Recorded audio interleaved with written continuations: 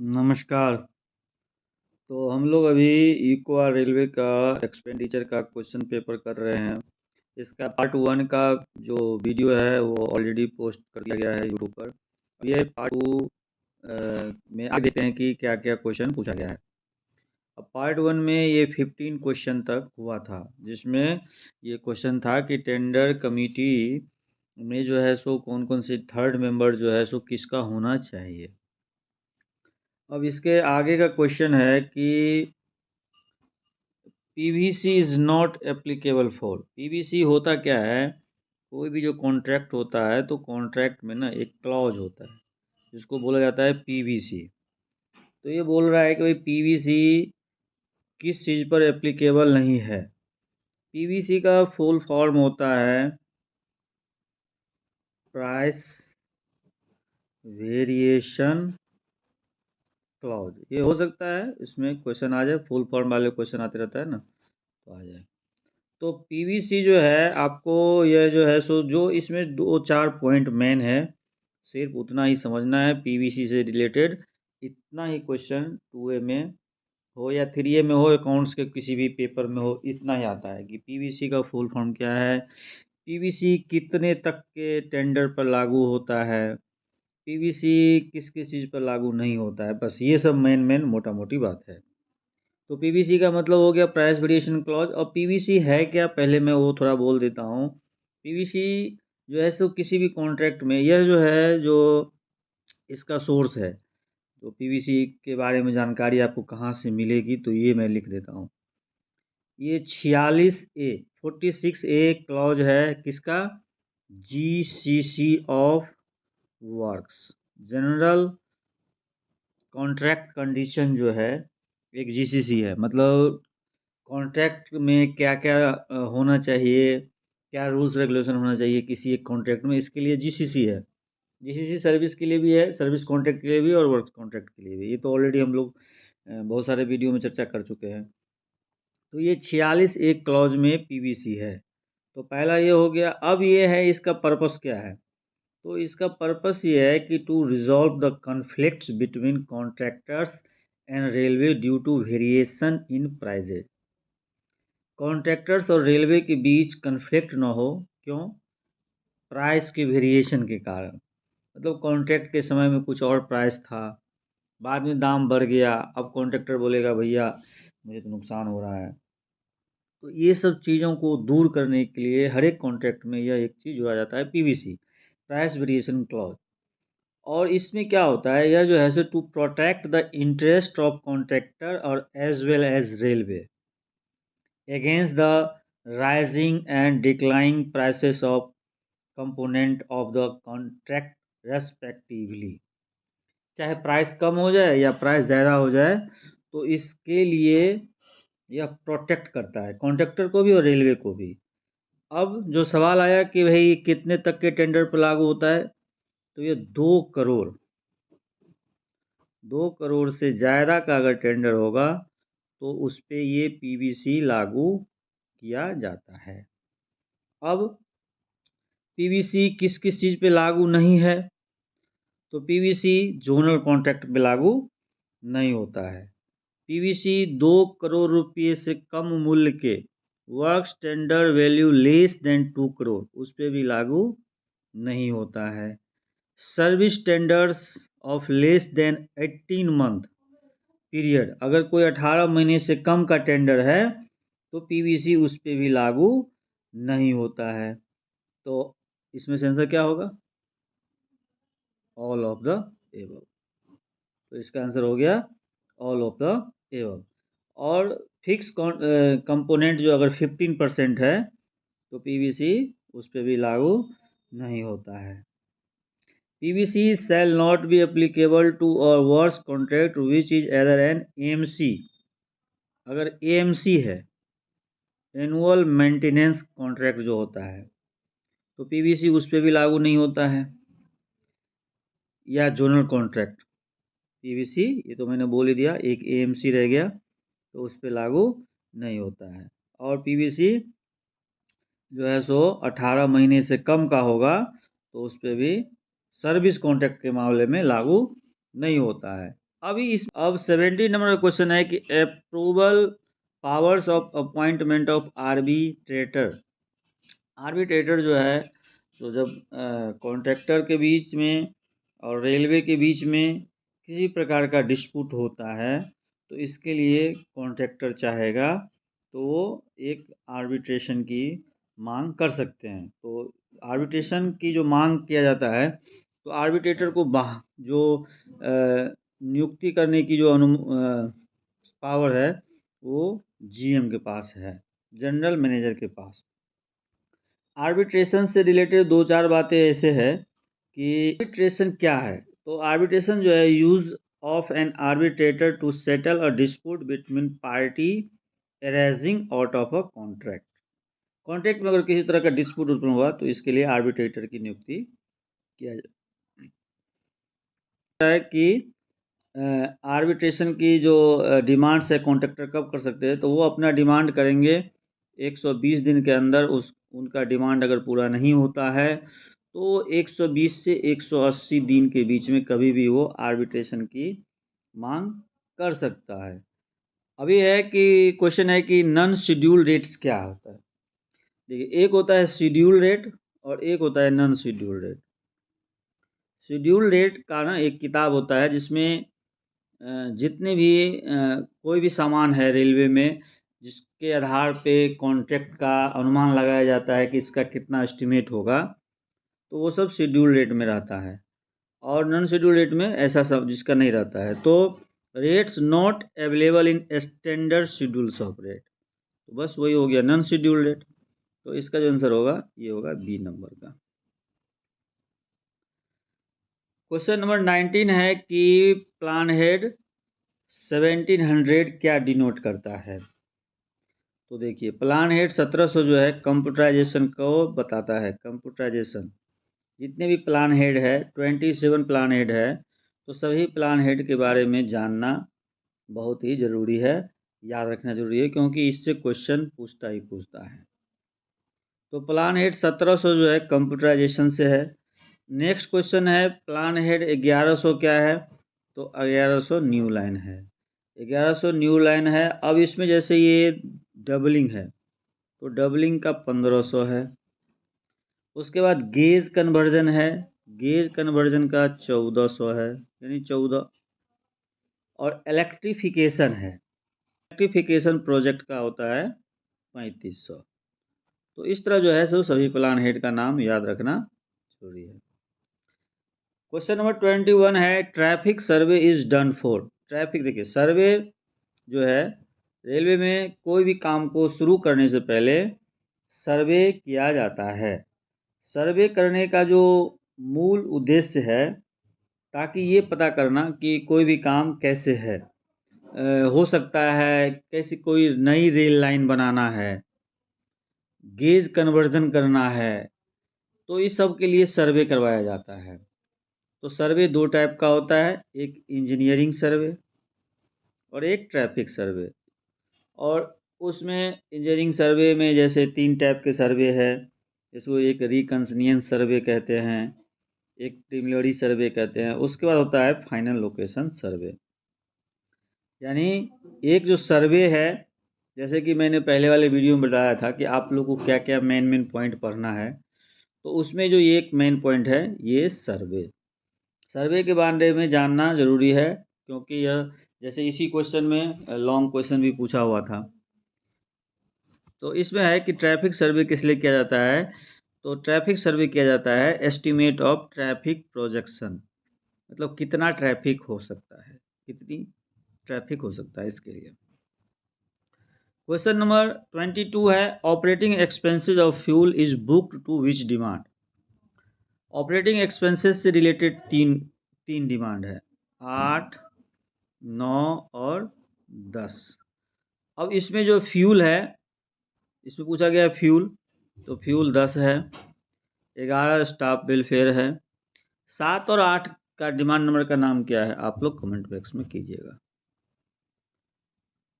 Primary unit of allocation, देखिए ये हर एक वीडियो में ये बोलते हैं कि प्राइमरी यूनिट जो है, एक रेवेन्यू एलोकेशन हो या कैपिटल एलोकेशन हो वो 8 डिजिट का होता है।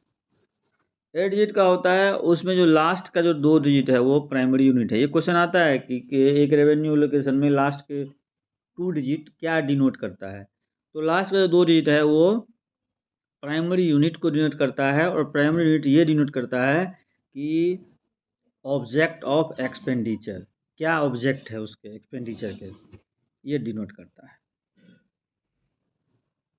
24 नंबर क्वेश्चन है कंटीजेंट एक्सपेंडिचर का मतलब क्या होता है।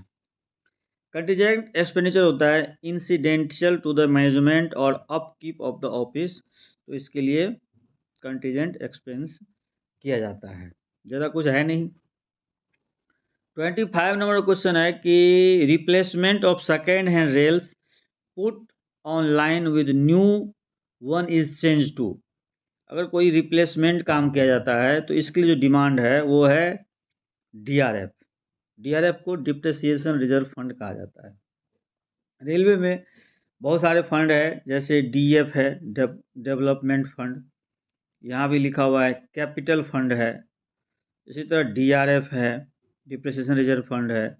इसी तरह आरआरएसके है, राष्ट्रीय रेल संरक्षा कोष। आरएसएफ है, रेलवे सेफ्टी फंड है। एक नया आया है सॉवरेन ग्रीन फंड, एसजीएफ। ये सारे फंड से जो है, अलग अलग फंड से अलग अलग टाइप के काम करवाया जाता है। तो जो रिप्लेसमेंट वाला काम है वह जो है सो डीआरएफ के जरिए किया जाता है। अब कैपिटल है तो जितने भी नया काम होगा वो सब कैपिटल के फंड से किया जाता है। अब यहाँ पर डीएफ है, डीएफ पता ही है, डीएफ 4 होता है, 1 2 3 और 4। इसमें पब्लिक के लाभ के लिए जो काम किया जाता है वो डीएफ, पब्लिक के लाभ के लिए जो काम किया जाता है वो डीएफ 1 से किया जाता है। रेलवे के स्टाफ के लिए जो काम किया जाता है वो डीएफ 2 से किया जाता है। उसके बाद जो अनरिम्यूनरेटेड वर्क है और लाभकारी काम है वो डीएफ 3 से किया जाता है, और डीएफ 4 से जो है किया जाता है सेफ्टी काम।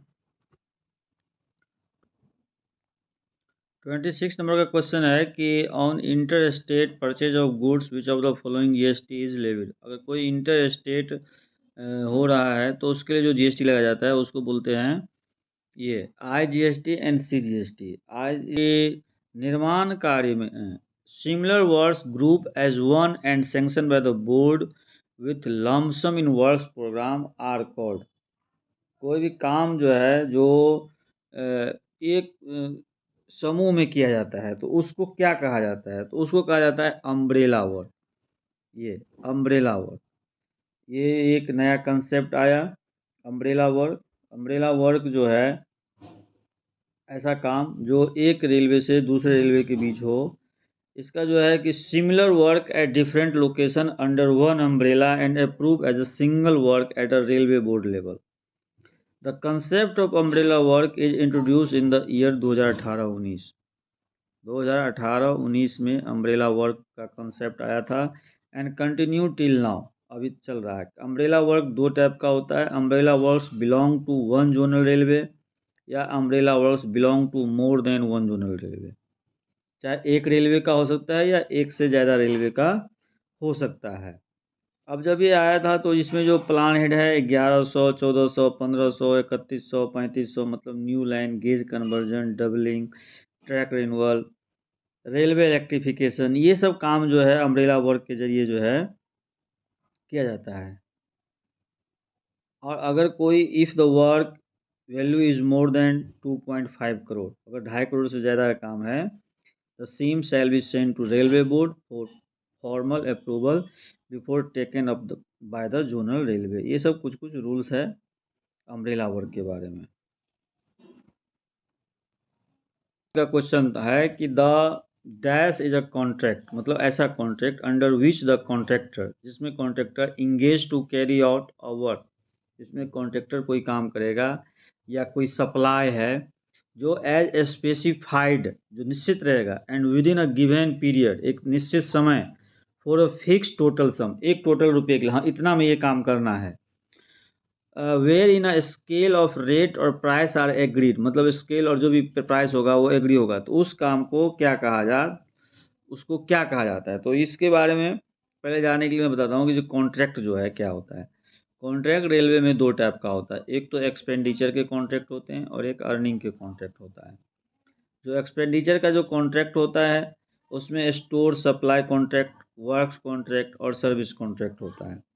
अब इसमें जो ये बताया गया है ना, ये है वर्क्स कॉन्ट्रैक्ट। वर्क्स कॉन्ट्रैक्ट जो है, वर्क कॉन्ट्रैक्ट अलग अलग होता है, जैसे schedule contract, piece work contract और लमसम कॉन्ट्रैक्ट। ये 3 प्रकार के कॉन्ट्रैक्ट है। तो लमसम कॉन्ट्रैक्ट के बारे में जो इंजीनियरिंग कोड का पैरा है E1205 एंड E1206, इसमें बताया गया है कि the lump sum contract is one under which the contractor engage to carry out a work or effect supply as specified and within a given period for a fixed total sum। तो उसको बोलते हैं क्या? Lump sum contract. अब इसमें जो कि schedule contract है, तो शेड्यूल कॉन्ट्रैक्ट के बारे में भी बता देते हैं कि शेड्यूल कॉन्ट्रैक्ट क्या है। Schedule contract it is the simplest and most common form of contract in which rates and quantity of various activities are fixed. मतलब रेट और क्वांटिटी सब शेड्यूल कॉन्ट्रैक्ट में फिक्स रहता है। तो contractor agree to carry out work as specified with in a given period at the fix of accepted unit rate. मतलब unit rate fix रखता है कि हाँ एक सामान का इतना दाम लगेगा, शेड्यूल कॉन्ट्रैक्ट में ये रहता है। लमसम कॉन्ट्रैक्ट में क्या, एक फिक्स सम के लिए करवाया जाता है, पर शेड्यूल कॉन्ट्रैक्ट में ऐसा नहीं है। और जो पीस वर्क कॉन्ट्रैक्ट है उसको जोनल कॉन्ट्रैक्ट के रूप में भी बताया जाता है कि जो पीस वर्क कॉन्ट्रैक्ट है ना, वो एक जोनल कॉन्ट्रैक्ट की तरह काम करता है।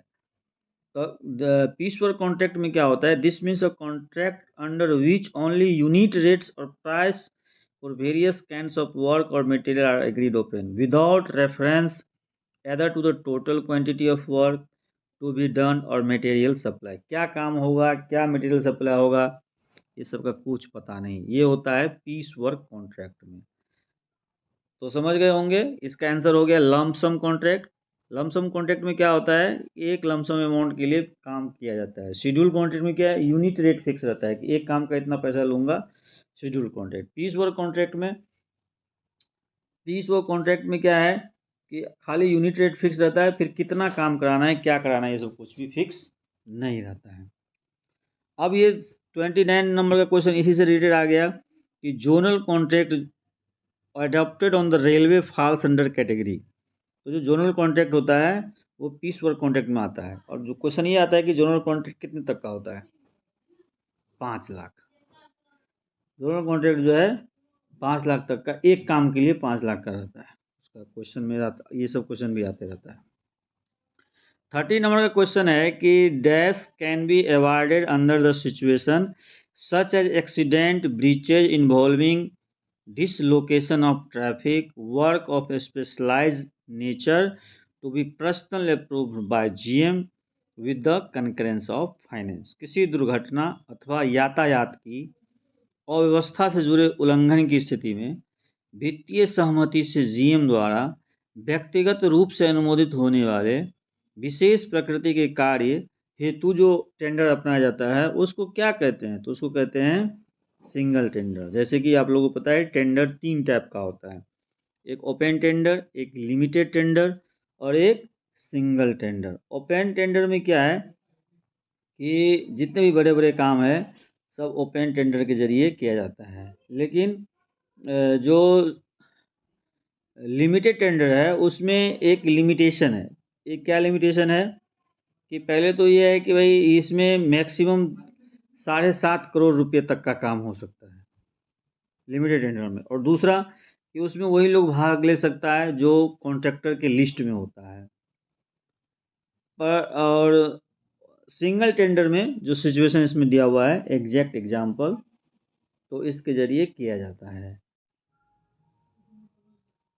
क्वेश्चन नंबर 31 है contract that are placed to promote indigenous development of new technology और टेक्निक्स आर कॉल्ड।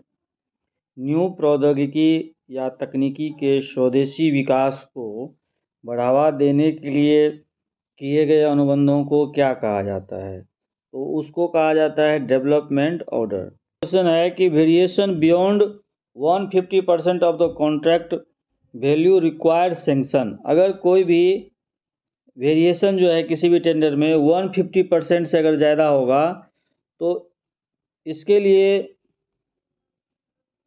जो रिक्वायर्ड सेंक्शन हो करेंगे वो करेंगे GM, general manager.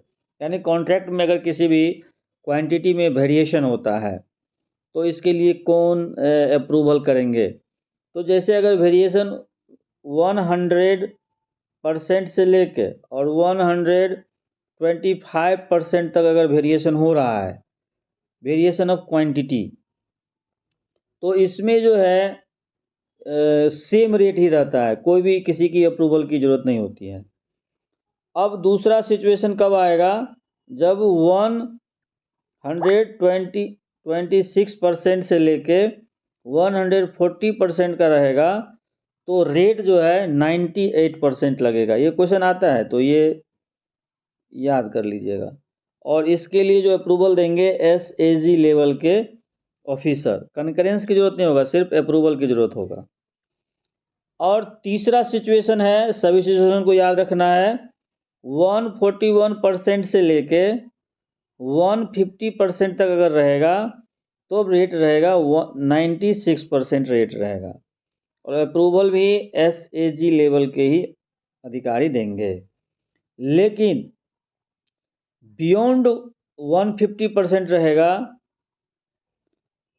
Individual item के बारे में। अभी हम जितना भी बताए वो सब individuals item of the contract के बारे में। और बियॉन्ड 150% रहेगा तब जो रेट रहेगा 96%।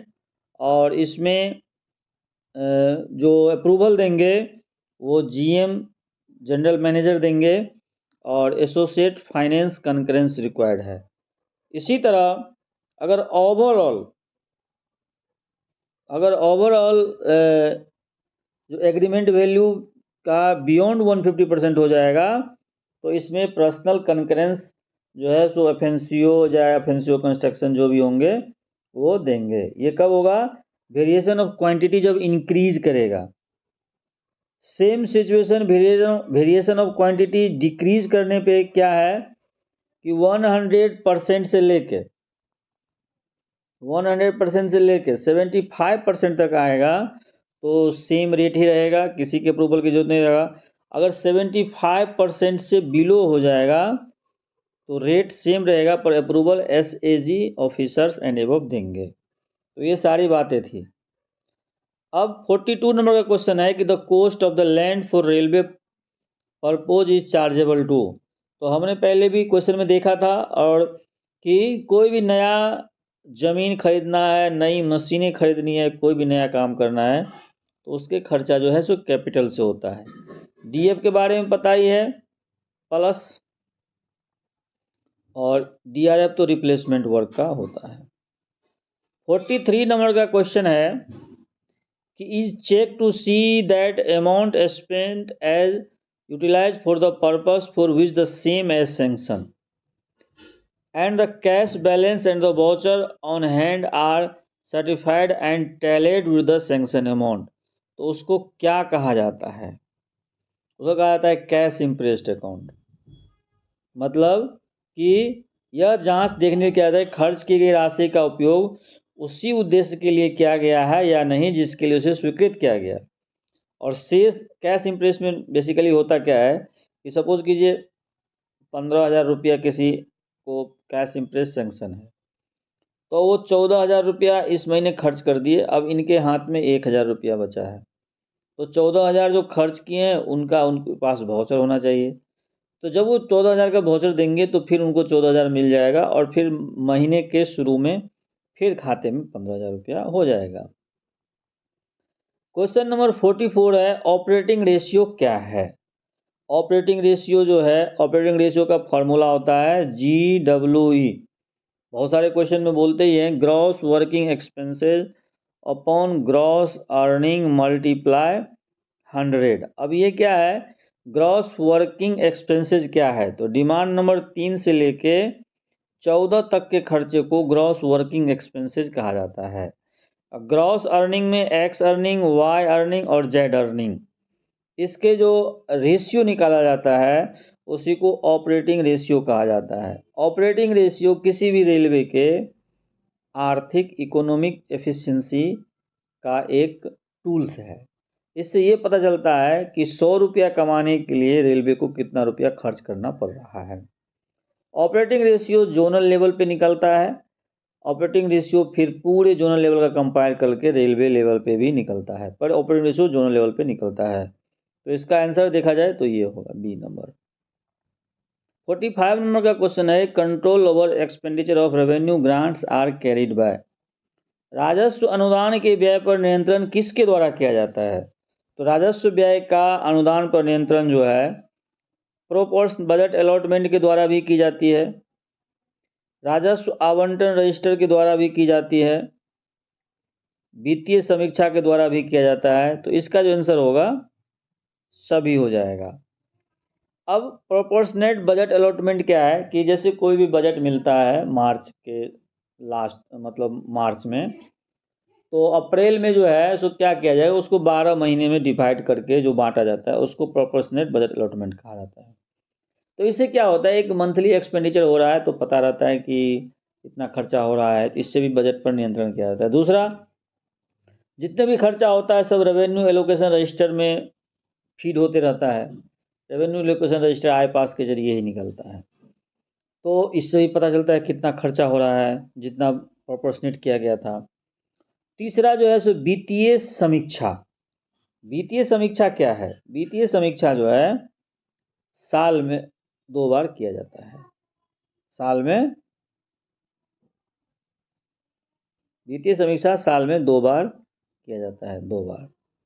तो पहले तो 3 बार किया जाता था, एक अगस्त रिव्यू बोलते थे, तो अगस्त रिव्यू को बंद कर दिया गया है। तो अब तो रिवाइज्ड और एक फाइनल होता है, 2 बार होता है।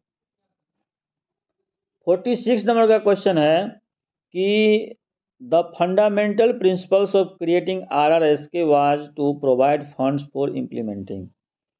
RRSK के बनाने के मुख्य उद्देश्य क्या थे? देखिए, RRSK का फुल फॉर्म होता है राष्ट्रीय रेल संरक्षा कोष, यानी कि सेफ्टी रिलेटेड वर्क जो भी है वो RRSK से किया जाता है। 47 नंबर का क्वेश्चन है, ITC का मतलब क्या होता है? तो ITC का मतलब होता है इनपुट टैक्स क्रेडिट। 48 नंबर में है कि प्लान हेड 1500 का क्या है? देखिए, प्लान हेड से क्वेश्चन जो है फिर से आ गया, तो इसीलिए हम हर एक क्वेश्चन में ये भी कहते हैं कि प्लान हेड के बारे में जानना बहुत ज़रूरी है। तो प्लान हेड 15 जो है यह है डबलिंग से। किससे है? डबलिंग से, ये वाला। अरे भैया, ये प्लान हेड 15 किससे है? डबलिंग से। अब न्यू लाइन जो है, न्यू लाइन का तो 11 ही है, गेज कन्वर्जन का 14 है, और ये 49 नंबर का क्वेश्चन है कि surplus stores items are. Surplus store item किसे कहते हैं कि कोई भी सरप्लस स्टोर आइटम 2 टाइप का होता है, एक मूवेबल सरप्लस और एक डेड सरप्लस। तो ऐसा आइटम्स जो 24 मंथ तक यूज़ नहीं हुआ है तो उसको बोलते हैं मूवेबल सरप्लस, और ऐसा आइटम जो 24 मंथ तक नहीं हुआ है, आगे भी नहीं होने की संभावना है, तो उसको बोलते हैं डेड सरप्लस। 50 नंबर का क्वेश्चन है कि letter of credit submitted by the contractor. Contractor जब लेटर ऑफ क्रेडिट सबमिट करता है तो कंफर्म किया जाता है अकाउंट ऑफिसर्स के द्वारा, कौन से पोर्टल में? तो उस पोर्टल का नाम है आई पास। तो इस जैसे IRWCMS है ऑलरेडी दूसरे, तो इसका IRWCMS को बोला जाता है Indian railway works contract management system. दूसरा है RELHS। RELHS को बोला जाता है retired employ liberalised health scheme. तीसरा है IRPSM। IRPSM का Indian railway project sanction management. चौथा है TDR। TDR को ticket deposit receipt. MNP machinery and plant programme होता है। ARPAN advance railway pension access network. CRIS के बारे में सबको पता ही है, centre for railway information system, FOIS freight operations information system, RRSK राष्ट्रीय रेल संरक्षा कोष, YTSK यात्री टिकट सेवा केंद्र। तो इस तरह जो है ये क्वेश्चन खत्म हो गया। ये ट्रू फॉल्स वाले में ना थोड़ा ऊपर security deposit on service contract, service contract में सिक्योरिटी डिपॉजिट नहीं लगता है, तो ये हो जाएगा फॉल्स। ठीक है। The last 2 digit of allocation denotes primary unit, तो ये सही है। और चिल्ड्रेन एजुकेशन अलाउंस का प्राइमरी यूनिट 25 है, तो ये भी सही है। जो डिपार्टमेंटल चार्ज है वो 12.5% लिया जाता है, तो ये वाला गलत होगा, 4 वाला। और ये 5 वाले में the percentage of departmental charge, चलो, plan head 36 is used for booking of signalling works. Plan head 36 जो है सिग्नलिंग वर्क्स के लिए नहीं है। प्लान हेड 33 है, 33 है सिग्नलिंग वर्क्स के लिए, तो ये वाला भी गलत हो गया। उसके बाद है level of tender committee is decide based on the value of lowest offer. हाँ, ये सही है, सही है। Payment of to the contractor work done based on measurement recorded in the field book, नहीं, फील्ड बुक नहीं, उसको बोलते हैं मेजरमेंट बुक, MB। तो ये 8 वाला गलत हो गया। अब 9 में है primary unit 20 use for booking of leave encasement under OEE, तो ये वाला भी सही है। और 10 नंबर में है कि letter of credit is applicable for e tender of works और सर्विस वैल्यू एबव 10 लाख, तो ये भी सही है। तो इस तरह हम लोगों ने सारे क्वेश्चन का देख लिया आंसर। आप लोग को बढ़िया लगे तो लाइक कीजिएगा, शेयर कीजिए, सब्सक्राइब कीजिए, अपने दोस्तों को बताइए ताकि ज़्यादा से ज़्यादा लोगों को फ़ायदा हो सके। और ये जो है सो फुल पैकेज है एकदम, एक एक्सपेंडिचर को अगर आप इस सारे क्वेश्चन को बता दिए, समझ लिए, इसके टॉपिक भी आप चाहें तो डिटेल्स में भी पढ़ सकते हैं। तो ठीक है, चलिए, आप सबको बहुत बहुत धन्यवाद।